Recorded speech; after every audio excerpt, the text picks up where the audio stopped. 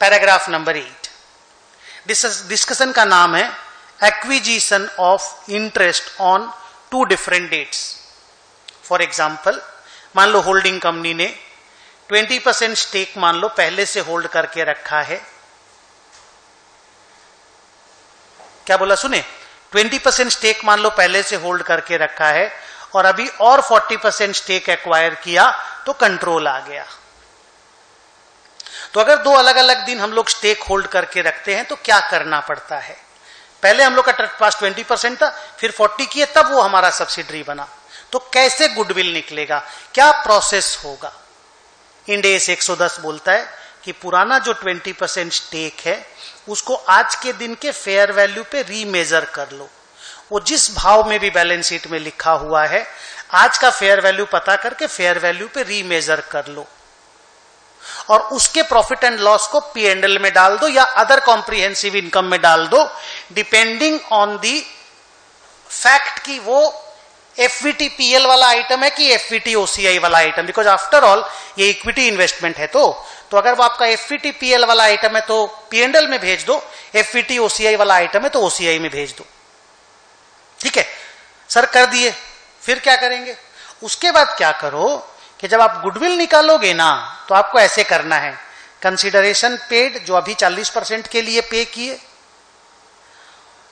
Fair value of old या equity interest, fair value of old equity interest जो 20% का fair value निकाले वो, ये दोनों हो गया मिलाकर के कंसिडरेशन पेड।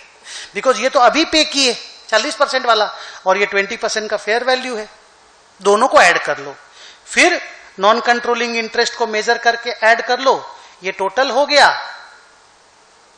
नेट असेट जितना है वो देख लो, माइनस कर लो, ऑटोमेटिकली गुडविल आ जाएगा। तो ये तरीका है। तो 2 बार में अगर इक्विटी, 3 बार में अगर इक्विटी होल्ड करते हो तो घबराना नहीं है।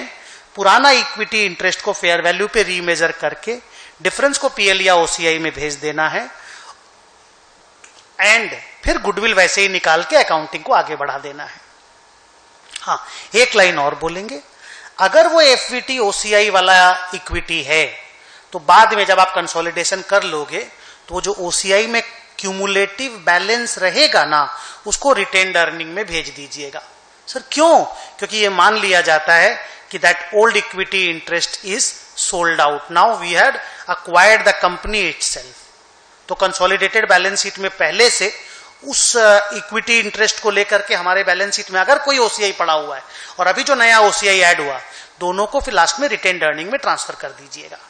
ये इंड एस 109 का रूल है। मैं एक बार आपके लिए वापस से पढ़ता हूं, देखो। The parent will remeasure it's previously held equity interest, old equity interest को प्रीवियसली हेल्ड इक्विटी इंटरेस्ट 20% वाला, in the subsidiary at its fair value on the acquisition date.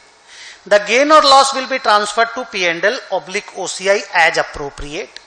However, the accumulated balance of OCI in case of equity investment measured at FVT OCI will then go to retained earnings. वो Ind AS 109 हमें बोलता है कि once investment goes out of the balance sheet, OCI जो उसका है उसको retained earning में शिफ्ट करना पड़ता है। That is normal rule.